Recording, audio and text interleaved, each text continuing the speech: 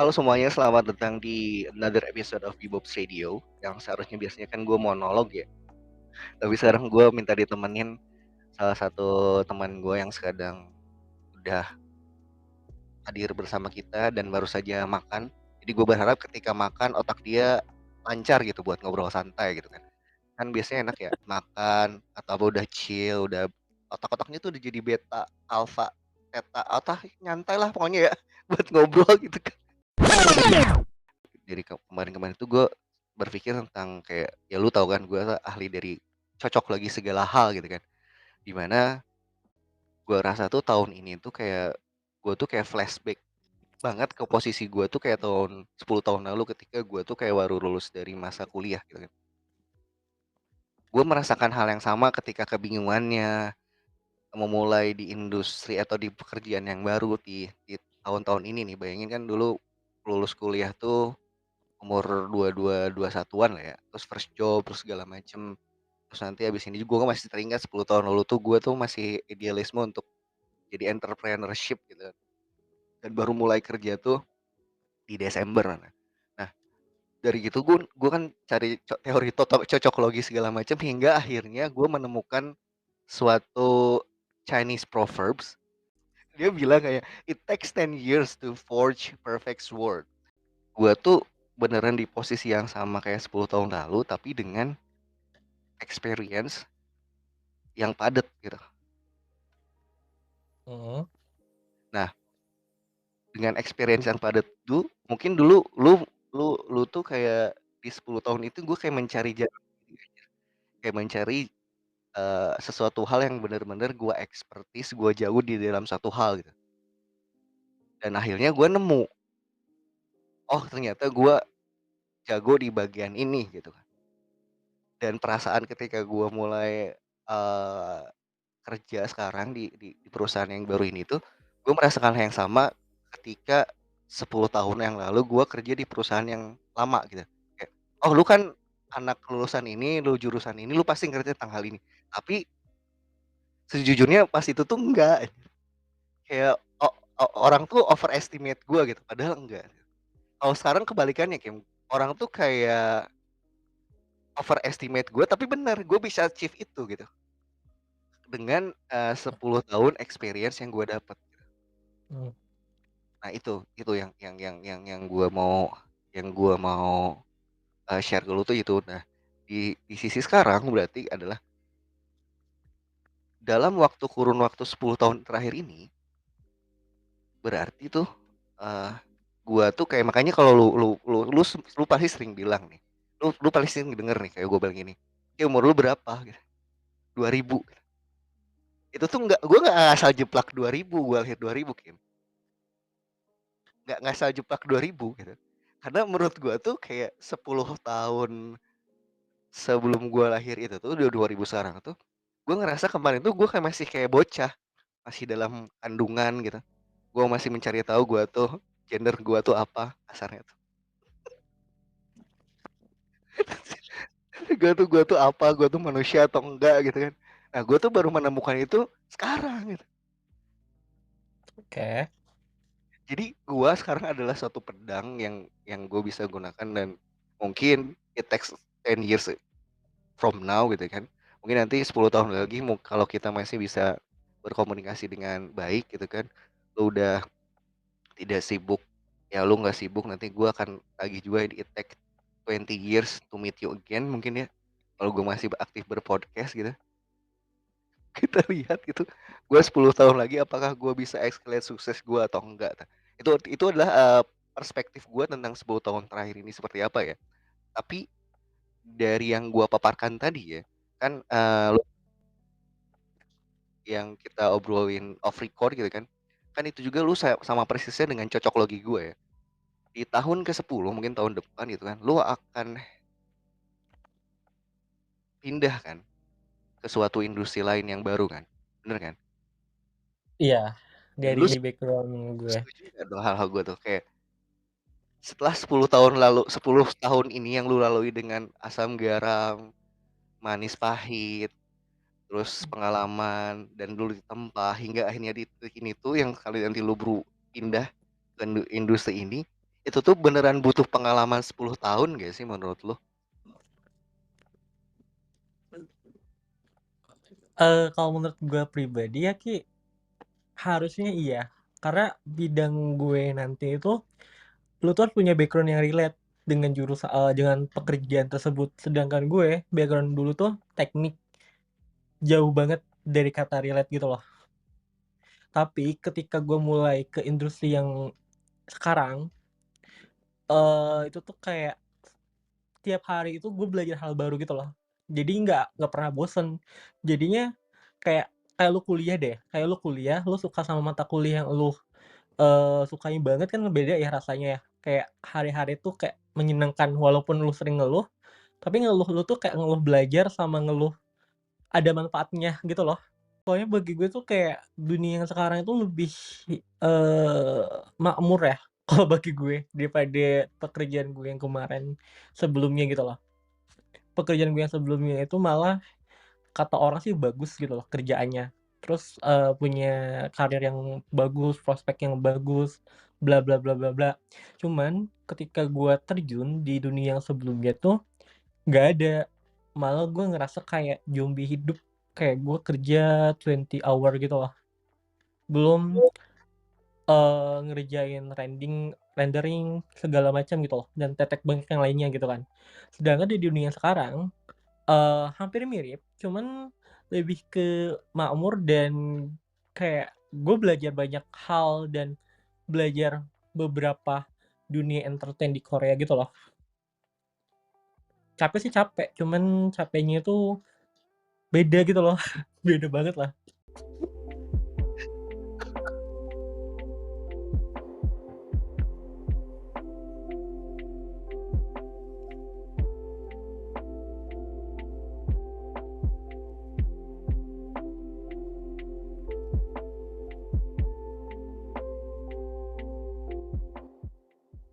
Tapi Kim, lu terbiasa untuk merencanakan hidup dalam jangka waktu pendek, panjang, dan menengah. Maksudnya ada plan gitu. Hmm, Kayak plan 5 tahun ke depan, 10 tahun ke depan kayak gitu kan. hmm.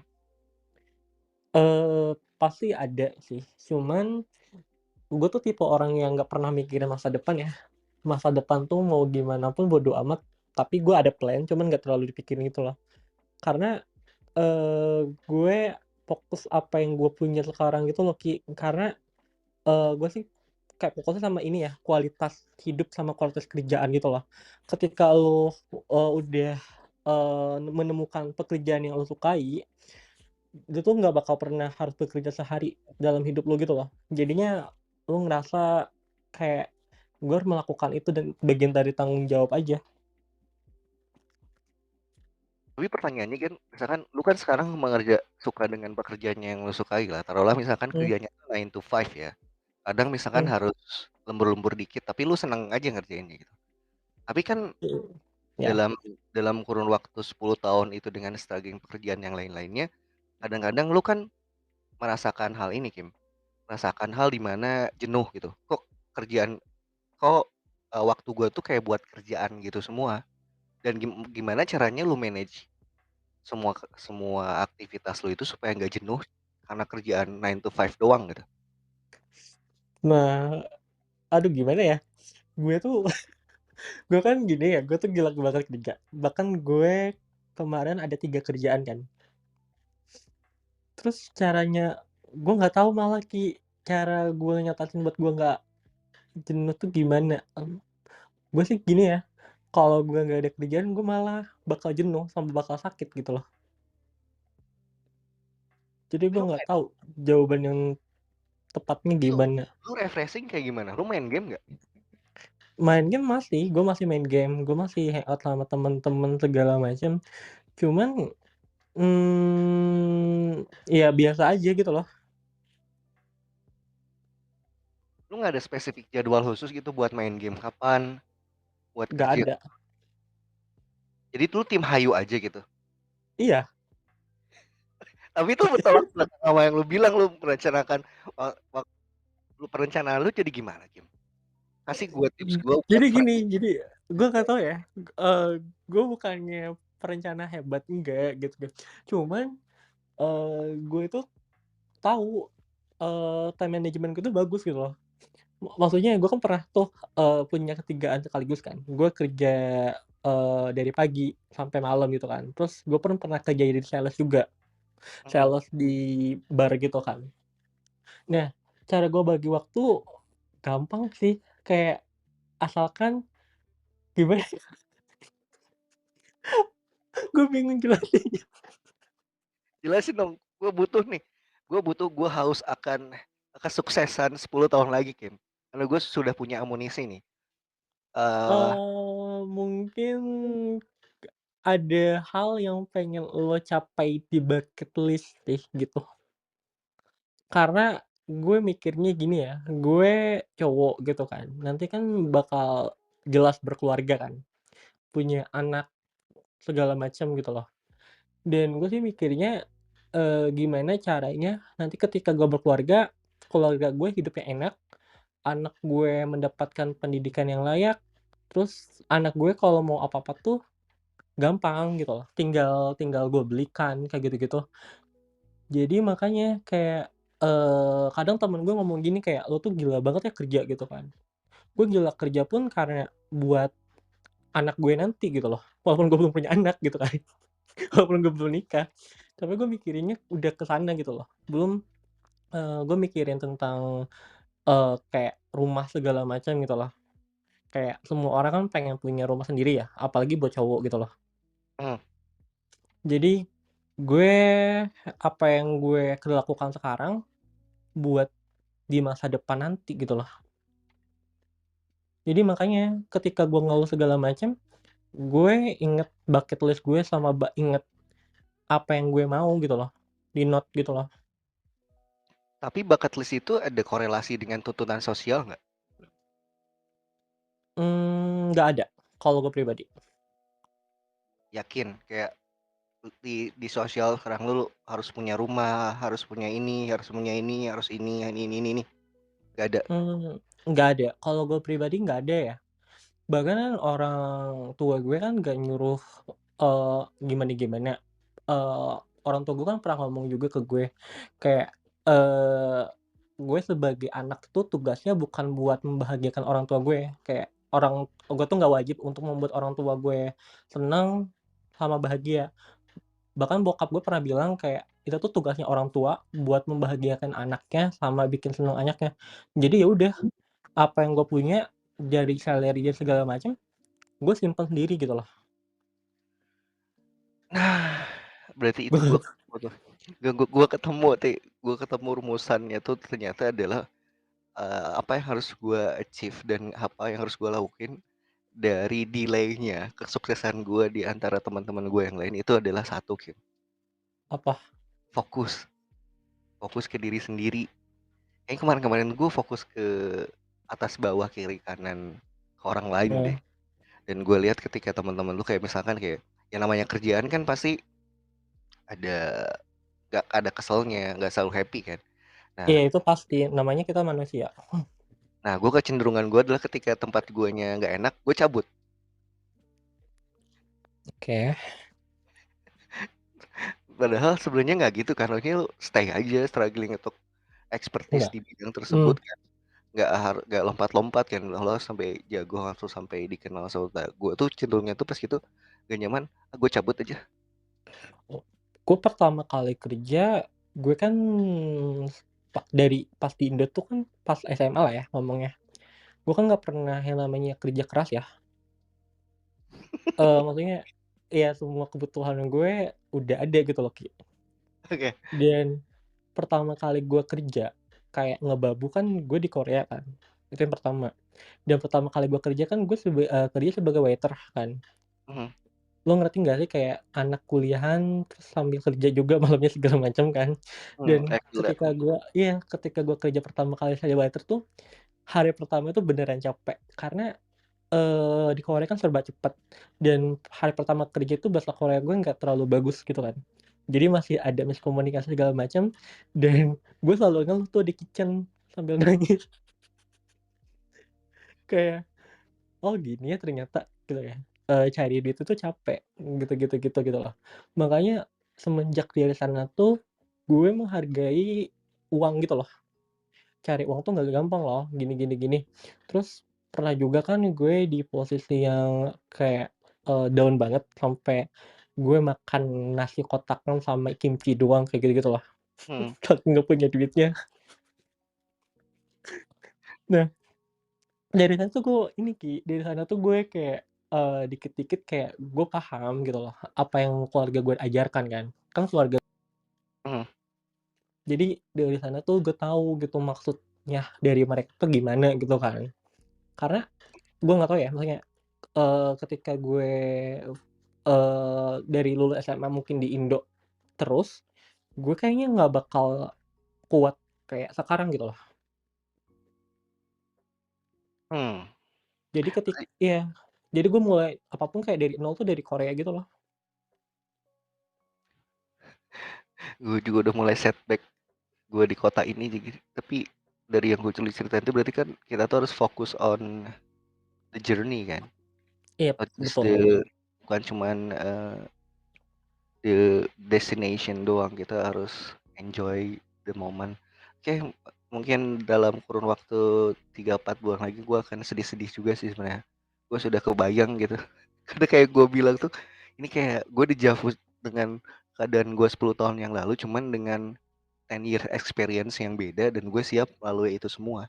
Tapi di balik semua kesedihan itu, ada satu hal yang mungkin, bikin gue penasaran dan bagaimana caranya gue itu bisa keep happy dan Mmm, keep, fokus on the journey adalah kan dari tiap 10 tahun itu kan ada satu kayak pencapaian atau milestone yang dicapai kan, Im, ya. itu pasti milestone. Nah, bagaimana cara lu, eee, celebrate the milestone along the way gitu? Biasanya lu ngapain? Kalau cara gue celebrate milestone gue ya, eee, dipakai holiday. Holiday, aku holiday sih. Jadi ketika tiap ini gua cocok lagi ya, berarti Mmm, setiap satu kuarter terus kuarter 1, 1/4 lu udah 3 bulan, 4 bulan lu holiday gitu? eee, tergantung. Jadi gue kan kalau mau bepergian kayak holiday itu gue nggak pernah ini ya, nggak pernah, kayak dipatok kayak misalnya tahun depan gue pengen ke US atau ke mana gitu, enggak. Jadi ketika gue pengen holiday, ya udah gue tinggal berangkat aja dengan catatan ya, gue udah siap semuanya gitu loh. Mhm. Terus misal ketika lu masih belum nih, belum siap, masih ada kurang lah, entah kurang budgeting atau apapun, berarti dalam 1 bulan lu harus punya goal gitu loh kalau gue pribadi, Ki. Misalnya, duit gue kurang nih, tapi gue pengen jalan-jalan ke Prancis misalnya. Terus gimana caranya dalam 1 bulan ini gue mendapatkan, achievement buat jalan-jalan ke Prancis gitu loh. Oh, jadi lu terbiasa untuk set set the goal gitu, set the goal, "Gue pengen ke Iya sini." Dari situ lu langsung mikir caranya kayak gimana, terus iya kalau lu bangun tidur mager sebenarnya lu nggak mager-mager amat, tapi dalam pikiran lu, "Oh, gua harus achieve ini gitu kan, caranya gimana?" iya, Selalu kebiasaan tuh walaupun pagi-pagi, "Gua mager gitu, pagi baru bangun," gitu, tapi mhm, di kalimat, "Gua baru bangun," tuh lu sebenarnya berpikir gitu untuk langkah-langkah yang akan lu lakukan supaya lu bisa mencapai atau mencapai titik di mana lu bisa merayakan hal yang lu cita-citakan gitu kan seperti kan? iya.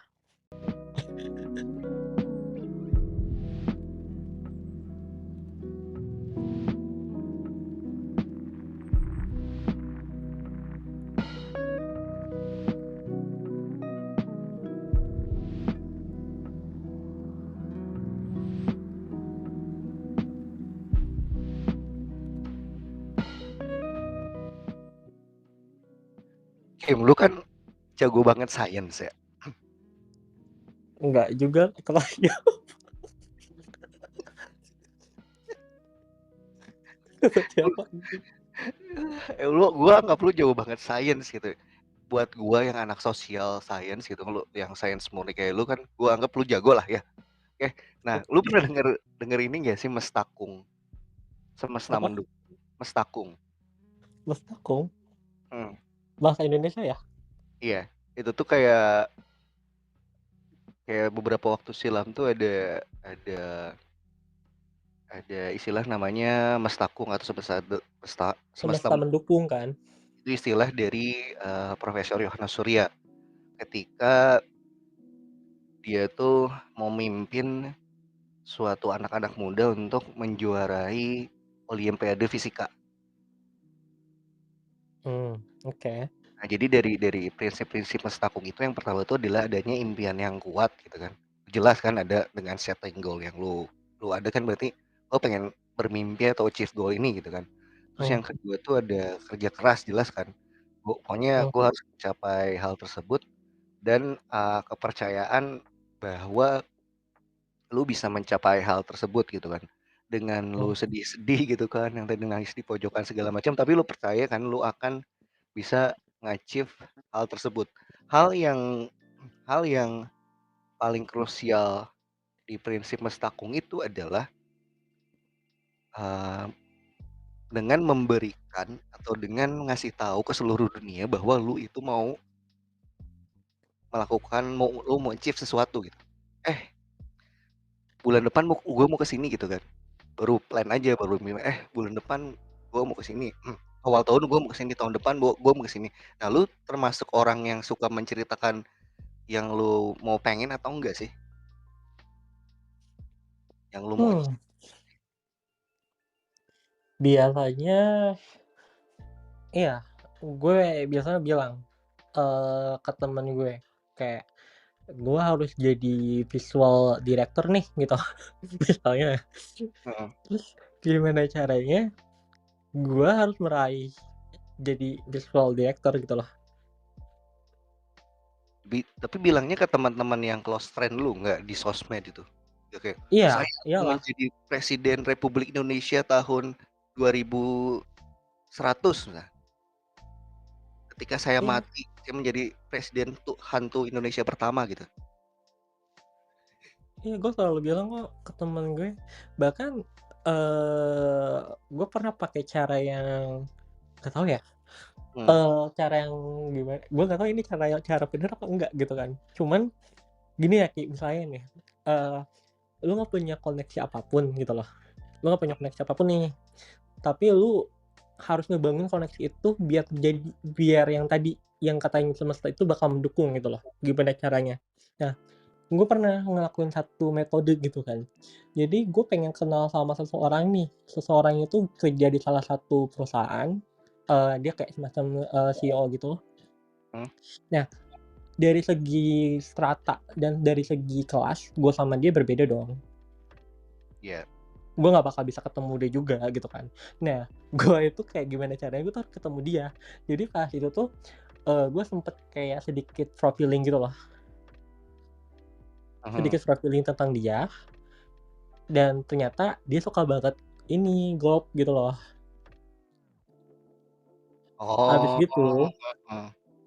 iya, habis gitu gue gimana caranya, gue harus ikut jadi member di klub, golf yang ada dianya. Oh, asik gua pernah lu ceritain puzzle-puzzle cerita ini, heeh. Iya, kayak gitu.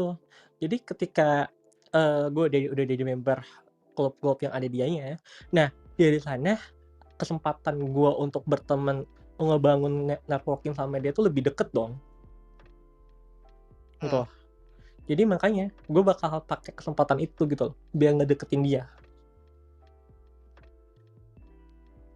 Walaupun pada saat itu tuh gue nggak ngerti tentang golf ya, cuman gue pengen belajar juga gitu loh.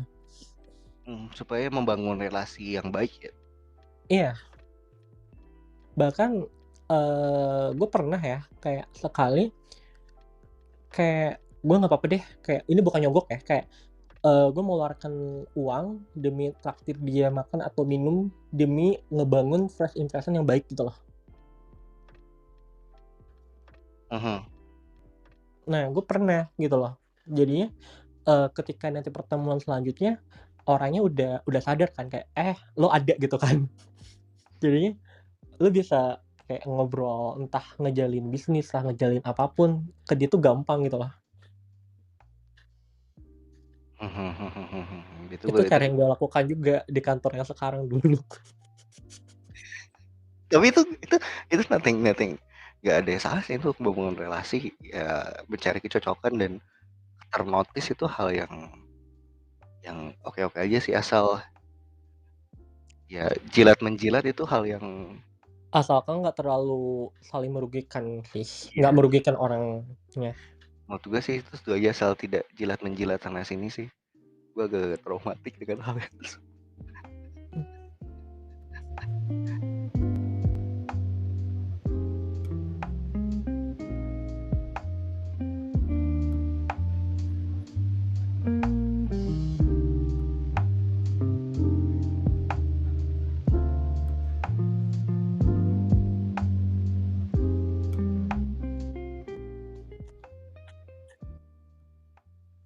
Nah Kim, kan dari buku yang gue baca ya, anjay, kan ada beberapa prinsip kesuksesan yang mungkin udah tanpa sadar lo lakuin ya, dan itu juga sebagai refleksi gue. Yang pertama adalah lo memiliki tujuan yang jelas akan sesuatu, betul?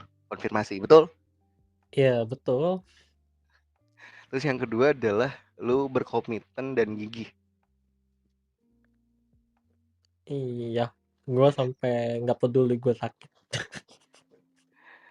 Yang ke selanjutnya lo belajar dan berkembang kan. Ya Lo itu nggak pasti. nggak Itu nggak lo sebagai manusia lo tuh harus banyak belajar banget sih. walaupun itu jauh banget dari background lu banget kan, tapi lu Iya. udahlah, udah amat lu belajar dan berkembang. Terus yang agak gue ini tuh adalah ini nih, poin ini nih, bagaimana caranya lu bisa bersikap positif dan selalu optimis. Enggak, gue negatif tinggi. Makanya dari buku ini bersikap positif dan optimis gitu kan. Kayak Kim Sang-woo, Sang-woo bersikap positif dan optimis gitu kan, bertolak belakang dengan ajaran buku ini gitu kan. Gue Oh, dia negatif. bilang sikap positif dan optimis akan membantu untuk melihat peluang dan mengatasi tantangan.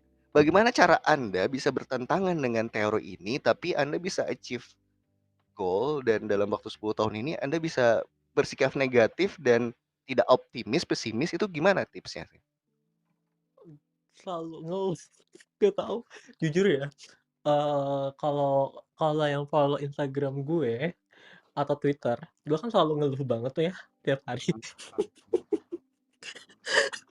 Terus untuk gue positif, apa yang membuat gue positif ya? Gue bingung malah Ki. Eh, karena mungkin gue butuh duit. Ya positif gue emang kayaknya gue cuma butuh duit doang. Gue nggak pernah yang kayak baca baca kata-kata bijak atau baca yang kayak quote-quote yang sedih gitu di Instagram tuh gue jarang banget, nggak pernah malah. Karena ketika lu baca quote yang sedih atau sesuatu yang sedih atau dengar lagu sedih sampai menghayati itu, lu bakal terbawa gitu loh. Terus gue juga nggak mau terlalu yang positif vibe banget gitu loh, nggak mau. Jadi ya Mhm. udah, gue ngikutin alur hidup aja gitu loh. Tapi dengan ngikutin lu alur hidup ya, sebenarnya sikap optimisme itu sederhana, Kim. Jadi kayak Apa sikap di mana melihat segala sesuatu tuh ada hal positifnya. Lu gitu nggak? melihat sesuatu ada hal positifnya? Dan Nggak ada tahu. dan Kayaknya dan mungkin ada ya, cuma mungkin ada, tapi nggak gue sadari. Tapi so far sejauh ini tuh nggak ada kok. Gue diri gue tuh selalu ngeluh. tapi di Nggak pernah. keluhan-keluhan itu kan lu yakin kan bahwa si masalah atau kesulitan atau keluhan-keluhan itu ada solusinya kan? Iya pasti. Ya itu optimis, Kim. Ya udah berarti ya udah. Itu berarti bener-bener sih, kayak kalau orang pesimis tuh kayak misalkan kayak aduh anjir gue di timpa masalah udah gue nggak bisa gue nyerah gitu, nggak bisa diatasi gue, wah udahlah gue nggak bisa gue putus asa, udahlah gue menyerah aja gue, nggak gitu kan lo kan? Tapi gue pernah kok di satu fase gue udah nyerah. Gue tuh kalau udah capek ya, udah capek misalnya gini, ya udah gue tinggalin entah kerjaan entah apa, gue bakal kayak ya luntang-lantung gak jelas gitu loh. Nah tapi nanti gue kerjain lagi gitu loh. Batasnya paling kayak 5 jam 6 jam setelah gue udah nyerah. Gue nggak pernah bahas kerjaan atau apa gitu loh. Gue langsung kayak gue pergi, entah pergi kemana aja gitu loh, kayak nongkrong nggak jelas apa gimana gitu lah. Tapi nanti 5 jam kemudian apa 6 jam kemudian tuh gue kerja lagi kerjaannya. Dengan kadang tuh tiba-tiba ada ini aja, ada kayak inspirasi atau semangat gitu loh. Berarti itu konsep lu belajar dari kegagalan kan, dimana lu Kadang malah gue suka tidur terus besoknya ya udah kayak, "Oh ya udah." atau Kan teman-teman gue lo kali yang optimis, no no you can do this bro gitu. eee, enggak kok. Teman-teman gue, gimana ya, teman-teman gue bahkan kalau gue udah muak sama kerjaan, ya udah malah mereka ngajak nongkrong. Itu berarti teman-teman positif. Berarti lu tuh sebenarnya tuh berarti sering bersikap optimis sih menurut gua tuh. Kayak semuanya tuh ada hal-hal yang semua masalah pasti akan dilalui, bisa ada dilalui nggak Gue lu nggak tahu ya, gue lebih optimis ke cara menghasilkan duit sih. iya sih, gua tahu itu lu Tuhan lu itu duit, gua tahu Kim Sang-wook. Jadi lu menyerah tapi ini duitnya cuannya gede ya lumayan, gua struggling Iya, sih gua tahu banget otak itu. gue otak Cina banget. Tapi ini berarti confirm ya, lu bersikap bersikap positif dan optimis ini confirm, tapi dengan hal yang ya dengan style lu lah, tapi lu optimis untuk semua masalah yang lu lalui itu berarti ada bisa bisa apa, bisa lu lalui kan, bener kan? Iya, gue selalu melalui masalah gue kok asik. Kagak udah.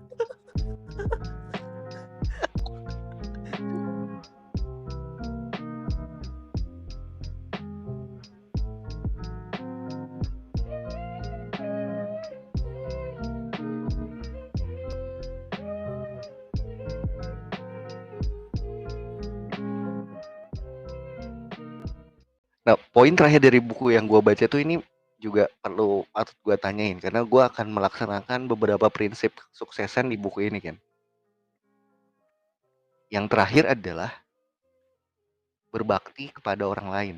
Jadi maksudnya membantu orang lain akan memberikan kepuasan dan kebahagiaan pada diri sendiri. Dalam kurun waktu 10 tahun terakhir ini, lu sering melakukan hal tersebut kan? Iya, gue ngebantu orang lain sering. Sampai, minjemin duit gak dibalikin gitu kan? Oh, itu masalah pribadi ya kalau duit. Contoh gitu kan, contoh ya, maksudnya yang kayak gitu kan, di mana membantu orang lain akan memberikan kepuasan dan kebahagiaan diri sendiri. Mungkin pas lu lagi down, lu ada kecenderungan untuk bantu orang lain gak sih? Mmm, gue sih ya kayak gini ya, gue emang orang yang, nggak tahu ya maksudnya gue tuh, kalau ada orang lain lu kesusahan entah kerjaan entah apa, lu nanya ke gue pasti gue bantu gitu loh. Bahkan ada temen gue kayak, dia nggak punya kerjaan nih nganggur, terus dia minta, rekomendasi kayak gue kan bisa ngerekomendasiin orang nih, buat masuk Mmm, kerja gitu loh, kayak gitu-gitu tuh. Gue pernah ngerekomendasi temen gue, karena temen gue kan, udah hopeless nggak dapet kerjaan segala macam, bahkan gue sering juga nge-offering beberapa kerjaan ke temen-temen gue gitu loh.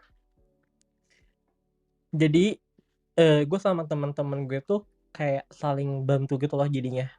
Sama siapapun ya, sama temen yang di Korea, sama temen di Indo, di mana pun, kita tuh saling kayak berbagi gitu loh. Nah, ada temen gue nih, lagi buka lowongan kerjaan gitu kan, dia suka offering ke gue, nanti gue offering lagi ke orang lain gitu loh. Jadi, ya udah kayak saling tolong menolong gitu loh. Bahkan, ada dulu tuh kan gue nggak bisa apa ya, gue lupa. Gue nanya soal pekerjaan lah gitu kan ke temen gue tuh sampai ngebantuin gitu loh. Jadinya gue pribadi pun, seneng seneng ngebantuin juga gitu loh. Menarik. Karena rasanya nggak dibantu itu menyedihkan gitu loh. Gue kan pernah ya, Mhm eee, gue dari dulu kan, ke Korea itu kan sendirian, gue tanpa agent segala macem. Jadi gue kayak ngurus-ngurus berkas buat sekolah segala macam tuh sendiri gitu loh. Nah gue pernah, ada beberapa kayak formulirnya itu gue nggak mhm tahu gitu loh. Gue sempet tuh DM orang-orang diaspora yang di Korea, Perpika gitu kan. Gue mhm. DM-DM-in tuh satu-satu. Gue cuma pengen nanya doang, ada pertanyaan yang gue nggak ngerti gitu. Dan itu kan fully pakai bahasa Korea kan, sedangkan dulu pas SMA gue nggak bisa bahasa Korea sama sekali gitu kan. Nah, ketika gue DM orang satu-satu tuh, nggak ada yang respon DM gue sumpah. Gue tahu itu rasanya nggak enak banget, padahal nanyanya Iya, sederhana. nggak enak. Gue beneran hopeless Ki, gue sampai baca si form pendaftaran tuh kayaknya 3 kali, 5 kali gue baca. Gue takut ada miss gitu loh segala macam kan.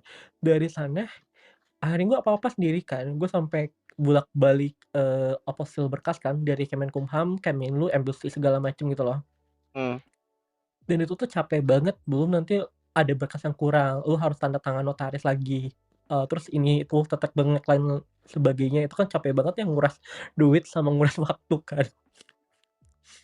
Terus, nah dari sana tuh kayak gue sadar kan, kayak nggak enak, makanya ketika dulu tuh gue sering juga kan jadi narasumber buat, anak-anak diaspora gitu kan, Mhm ngomongin tentang perkuliahan lah. mhm. Nah, dari sana tuh gue selalu ini, selalu kayak apa ya, friendly gitu kalau ada yang nanya segala macem, gue sebisa mungkin jawab ya, gitu loh. Karena ketika ketika lu nggak ada yang ngebantuin tuh sama sekali tuh kayak sakit hati tahu, kayak sulit banget gitu loh. Tapi kadang kadang ya, lama-lama tuh ada yang bikin gue kesel juga, Baru gue mau nanya pertanyaan-pertanyaan gitu. itu.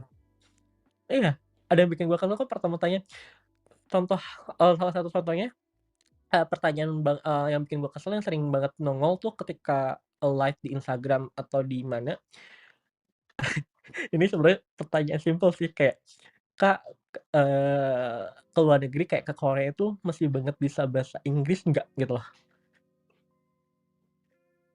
Kadang tuh gue pengen kayak paham nggak, gue kesel banget gitu kan. Cuman kan gue nggak bisa marah. Gue kayak cuma kayak, gue jawab sambil senyum gitu loh. Padahal aslinya gue kesel banget kayak, itu kan pertanyaan simpel ya, kayak lu tanpa nanya kayak gitu pun harusnya udah tahu gitu loh. Dan banyak juga anak-anak, di Indo nih, kayak anak SMA atau anak kayak gitu-gitu, kadang tuh mereka tuh masih pengen disuapin gitu loh. Iya itu gue tahu itu. Udah dikasih tahu tapi Iya, udah dikasih tahu malah malah kayak gue waktu itu pernah juga sih kayak ada satu orang nanya tentang gimana cara ke Taiwan segala macam terus mendaftarnya saya gimana gimana gitu kan. Sebenarnya sesimpel lu lihat websitenya, lu download how to apply segala macam ada kan? Bener iya dong? ada. Tapi ya udah gue bantuin aja. Gue buka tuh web salah satu kampusnya, gue download dari eh, Office of International Affairs-nya, OIA-nya. Gue download, gue kasih ke dia. Eh, bukan gue kasih link dan gue downloadin, gue kasih ke dia gitu. Kasih dia DM Mmm. Instagram, kasih ya. Terus dia nanya, oh gitu, oh ini baca aja di sini gitu kan. Oh persyaratannya apa aja kak?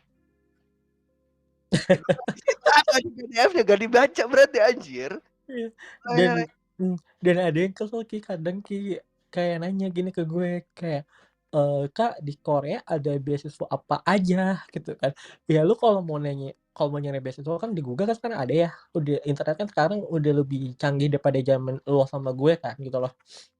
Terus, ya sekarang apa pun ada di internet, kadang tuh mereka tuh kayak nggak mau nyari tahu dulu gitu loh, nggak mau belum searching lah istilahnya gitu kan, tapi mereka kayak pengen nanya dulu. Nah, kan kayak kita kan buang-buang waktu nggak sih, kecuali kalau dia udah searching nih, nggak di Korea ada beasiswa KGSP lah sebut gitu kan.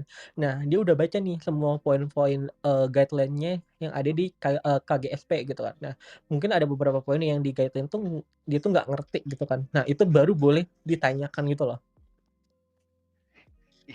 yang dia nggak ngerti Mmm. dibaca ya. Padahal dia Iya, ini dia belum searching, belum apa, kayak nanya gitu kan, kayak, "Ada beasiswa apa aja ya?" Kalau ngomongin beasiswa kan banyak ya, beasiswa gitu loh.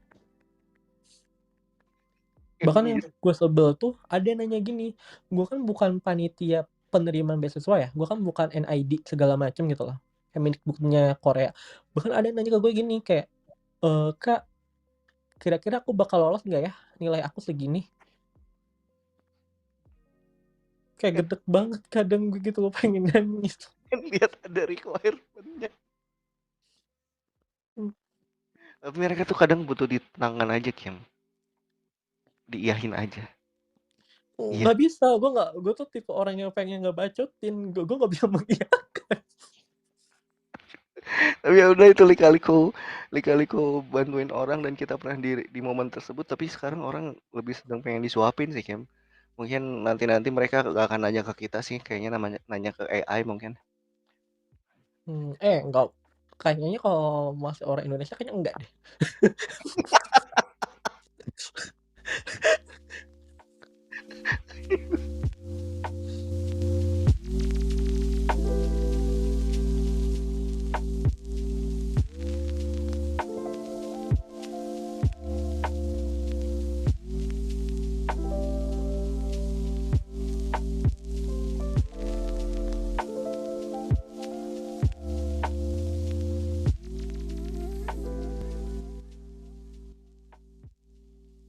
Kim, kita udah tiba saatnya di segmen terakhir, nggak kerasa udah sejam ngobrol-ngobrol, Kim, tentang tentang it take 10 years to bla bla bla bla bla bla bla ya. Dan memang Kim Sang-wook ini gue belajar banyak dari Kim Sang-wook, apalagi tentang Apaan lu belajar banyak dari gue?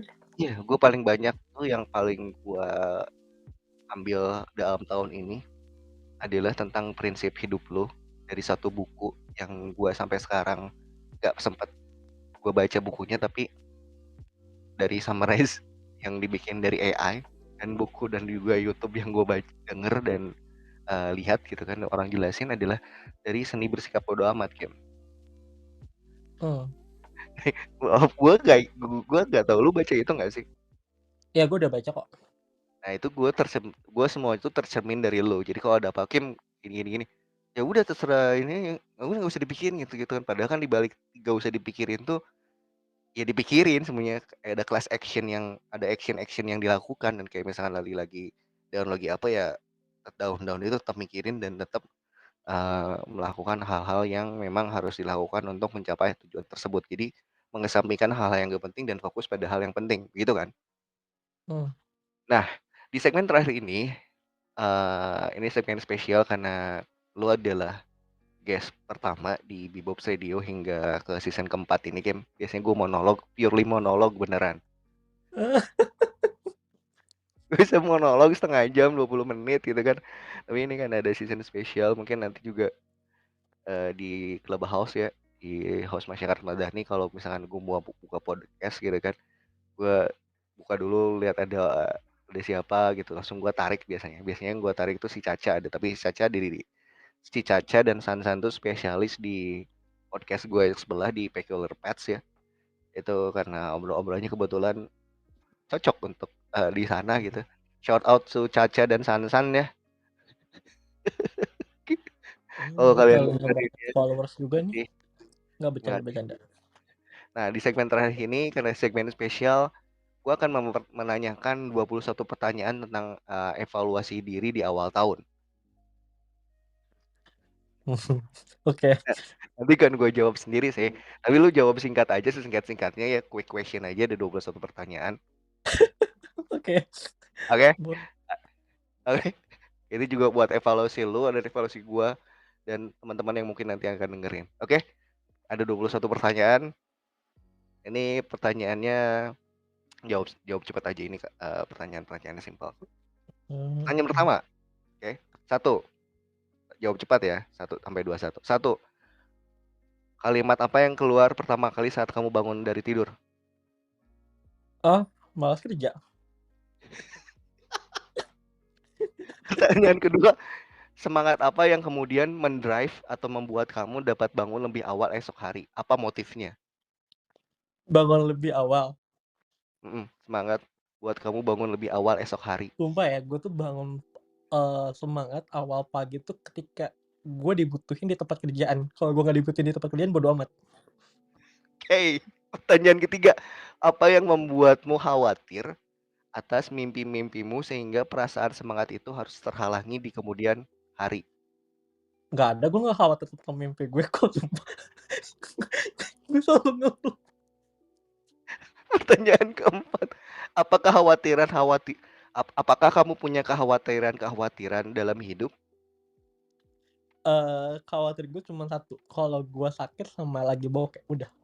Pasti gue udah nyangka pasti tentang bokeh dan gak ada duit. Itu gue khawatir. Pertanyaan kelima, apa kelemahan-kelemahanmu yang masih belum kamu asah dan akan menjadi pencegah untuk mencapai apa yang kamu rencanakan tahun depan? Kelemahan gue, jujur gue nggak tahu kelemahan gue apaan. Wow, sangat pede banget. Berarti that's good. Tapi itu ya udah bagus, tapi itu merupakan hal yang agak buruk juga sih lu nggak tahu kelemahan lu. That's good. Ya kelemahan gue terlalu keras sama perfeksionis sih palingnya. Oke, pertanyaan keenam, apa potensi kekuatan kamu dan sudahkah kamu menggunakan potensi tersebut sebaik mungkin? Potensi kekuatan gue ya, Heeh. ya gue sering ngeluh sama gue itu bertanggung jawab sama kerjaan sama time management yang baik. Jadi itu apa, ngeluh itu sebuah potensi ya? Iya, ketika gue nggak bisa ngeluh, gue stres. Ya nggak sih?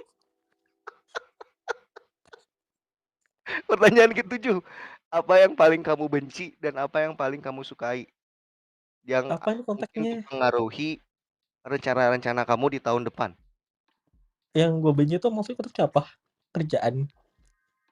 Ya hal yang mungkin lu benci dan mungkin mempengaruhi performa lu tahun depan. Hal yang gue benci, benci banget ya, Mhm. eee, apa yang gue benci ya? Oh ini, kalau ada temen nggak jadi deh, nggak jadi. Oke, skip. Pertanyaan 8, apa yang kamu apa yang pengen kamu ubah di tahun ini? Sehingga tahun depan tuh nggak kejadian lagi? Yang pengen gue ubah ya, Mhm, supaya tahun depan tuh nggak kejadian lagi. gue pengen ngubah, eee, nggak ada sih. Sudah kuduga. Pertanyaan 9, apa yang membuat kamu menangis tahun ini? Yang gue buat nangis tahun ini, ini, pergi ke Afrika. Pengen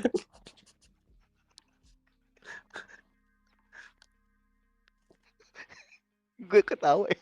Pertanyaan 10, apa yang membuat kamu sangat tertawa dan bahagia tahun ini? yang membuat gue tertawa sama bahagia, Heeh. eee, gue gue di kerjaan jadi anak emas. Senangnya anak emas dikeremas-keremas nggak? Iya iya iya enggak sih, gue bangga tahu jadi anak emas karena gue deket banget sama manajer gue. Bahkan gue pernah mecet orang. Cuma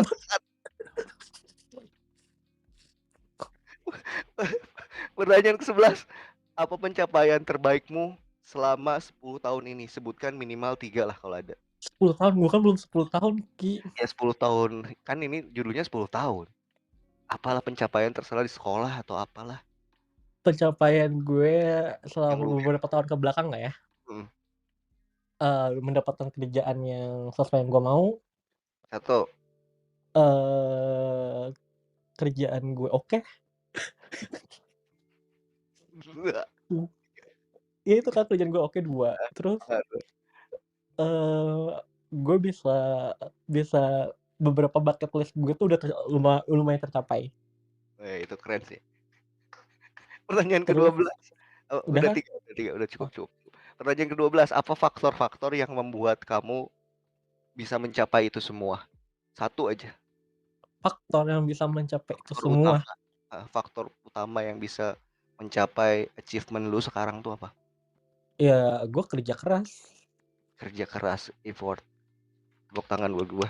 Pertanyaan ke-13, siapa yang menurut kamu paling berperan dalam film atau cerita hidup kamu? Ini aktor maksudnya? Enggak, maksudnya kan film hidup, cerita hidup dalam tanda kutip. Ya gue sendiri lah. Memang orang teregois, sikap bodo amat. Semua orang, fuck people, fuck everybody. I just only care about money and myself. Pertanyaan ke-14, Iya iya enggak sih gue bagaimana cara kamu untuk mengurangi rasa jenuh yang pasti ada? Tadi udah lu mengurangi rasa sebutin sih. jenuh. Mm-mm. Tadi lu sebutin sih sebenarnya. Ya mabok, sama ngeluh.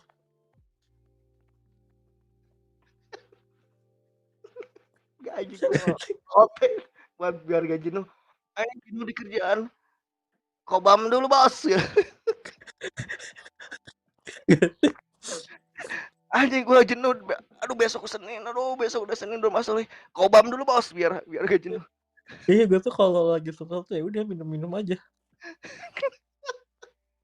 Pertanyaan ke-15, bagaimana sikapmu ketika target harianmu tidak tercapai namun memiliki eh susah ya pertanyaan ini ya. Skip aja dah ya. Oke. Oke. Pertanyaan ke-16, lebih suka lihat orang lain bahagia dan berhasil mencapai mimpi-mimpinya atau lebih suka melihat diri sendiri sukses dan berada di tempat tinggi sesuai impian? Ya nomor satu, gue paling seneng kalau lihat temen gue mencapai goalnya sama mencapai mimpinya, gue seneng banget, ikut seneng.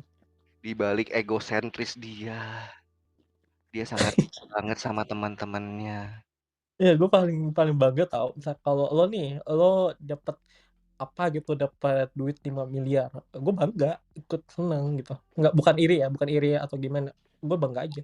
Jadi kalau ada teman lu yang dapat 5 miliar nanti lu bilang, "Hey, bro, biar silaturahmi tidak terputus, pinjam dulu Ya kalau 100." ada teman gue yang dapet 5 miliar, gue pikir-pikir dulu dia pernah minjem duit nggak ke gue, terus gue tagih. Pertanyaan ke-17, apa yang paling membuatmu terganggu sehingga tidak dapat menyelesaikan target kamu tahun ini? Yang ngebuat gue terganggu kalau gue belum dapet gaji Apa sama hubungannya? komisi. Apa hubungannya? Emang Iya target gue lu apa? bakal, gue sumpah ya, gue tuh kayak kemarin ya, gaji gue telat, gue tuh suka ngecekin rekening aja tau. Sumpah. Tapi apa? Jadi lu jadi malas kerja gitu. Iya. Pertanyaan ke-18, apa yang kamu lakukan saat kamu mulai kehilangan semangat dan pasti akan bersemangat setelah melakukan hal tersebut? Ketika kehilangan semangat, Mm. ya Ketika gue kamu pasti bakal ini jalan sama teman-teman gue lah untuk Kobam. untuk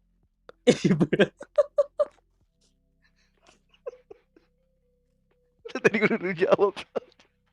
Pertanyaan ke-19, tiga lagi nih. Siapakah tokoh nih? Ini pertanyaan bagus nih. Pertanyaan siapakah tokoh inspiratifmu? Sudahkah kamu mengenal kisah di balik kesusahannya? Sudahkah kamu menjawab apa sih? Siapakah tokoh inspiratif kamu? role model gitu kan. Ya mungkin role model. Role model gue siapa ya?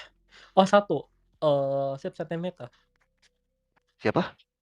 Sip Centimeter. Kenapa dia? 10 cm lah bahasa Indonesianya. Karena dia dari gembel jadi terkenal. Gue bangga.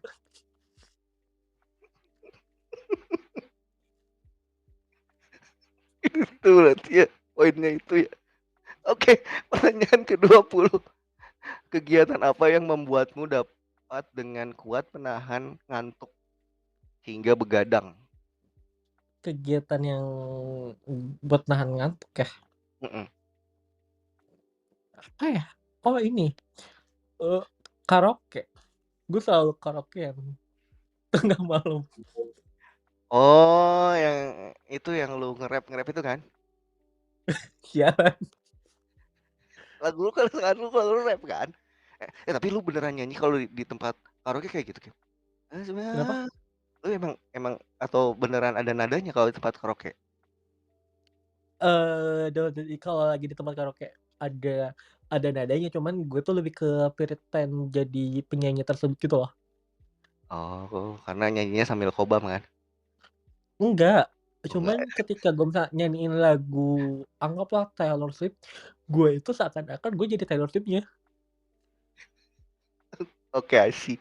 I see I see I see I see gimmicking the song. Tapi kalau lu jadi ini apa, kayak PSY, lu jadi berasa jadi PSY Gangnam. Gue kan basic gue kan gue ini ya bisa dance juga ya. Gue kan Nah, suka nge-cover dance. video dong, nggak ada videonya di sosial media lu? Ada kok. Aku nanti gua scroll. Oke, nah, terus gua Gak like. usah anjing, gak apa. Pertanyaan terakhir. Pertanyaan terakhir dari sesi Bebop Studio spesial hari ini adalah ini nih. Mungkin lu bisa share besar dan juga nanti mau yang denger di sekarang live ataupun nanti di platform lain. Ini bisa, gue malu banget. Gak akan ada yang denger, paling denger di platform lain juga. Ntar gue kasih share analitiknya ke lu. Apa momen, apa momen paling buruk dan paling bahagia kamu di tahun ini atau selama kamu 10 tahun terakhir ini apa Kim? Momen paling buruk di tahun ini, Hmm, momen oh ya, orang tua gue tahu semuanya. oke. Momen Itu bahagia. buruknya. Terus Momen bahagia. bahagianya orang tua gue udah tahu semuanya. Jadi gue bisa terus menjadi dajjal, gak bercanda. Nah, gue tadi sudah mencoba intonasi gue tuh untuk merendah gitu, untuk tidak spill itu. Oke. Gue koma di situ. Tapi ini lu patahin. Iya, jadi gue sekarang udah bebas, maksudnya bebas. Bebas ngapain aja di sosmed. Gue tadi udah. Aduh, anjir, Kim. Kita masih ada satu segmen terakhir ya. Bentar, Kim, santai.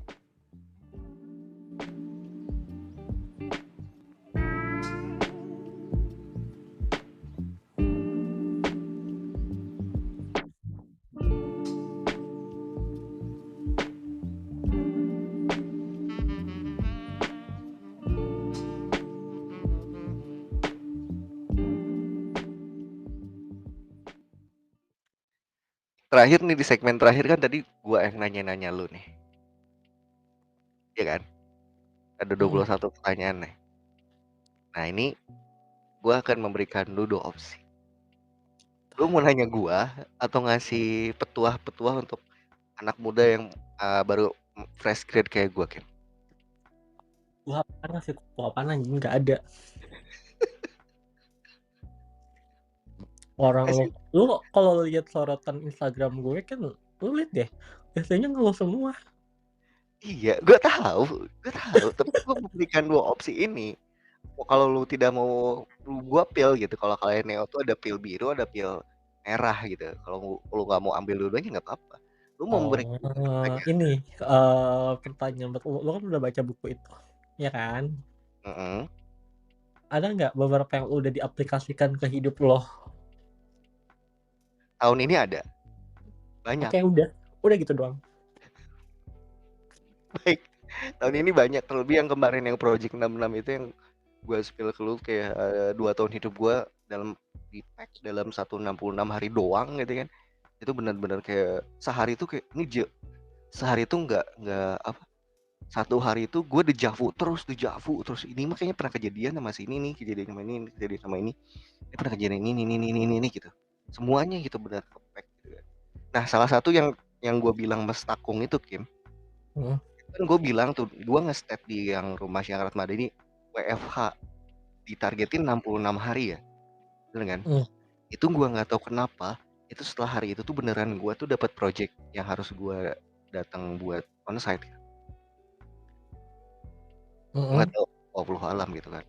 Tapi dari situ gue belajar, oh dengan target itu segala macam itu bisa tercapai. Gue kan yang bedanya kan gue lebih ekstrim kan. Gue bilang ke orang-orang dalam room nih, gue WFH cuma 66 hari doang gitu. Padahal gue belum tahu nanti hari ke-66 tuh bakal kayak gimana gitu. Belum tahu. Belum ada project, belum ada apa gitu. Cuman fokus pokoknya hari ke-66 gue nggak mau WFH gitu. Mm. Gitu. Dan, dan itulah mengakhiri ya edisi Bebop Radio hari ini.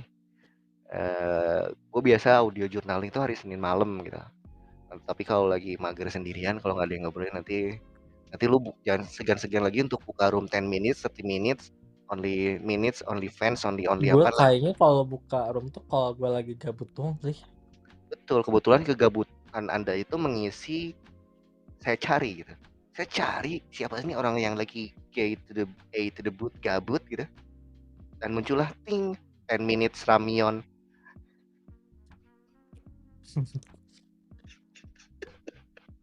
But anyway, inilah akhir dari Bebop Radio edisi spesial kali ini di akhir tahun 2023 ya. Terima kasih Kim Sanguk sudah hadir di hidup saya di tahun ini. Banyak haru dan bahagia dan banyak hal yang secara tidak langsung kamu berikan kepada saya Kim Sanguk. Nggak ada deh kayaknya negatif thing semua yang gue berikan. Tapi kan gak ada salahnya gue yang toxic positivity belajar dari lu yang negatif thing banyak lu kasih ke gue, itu good thing bro. Oke.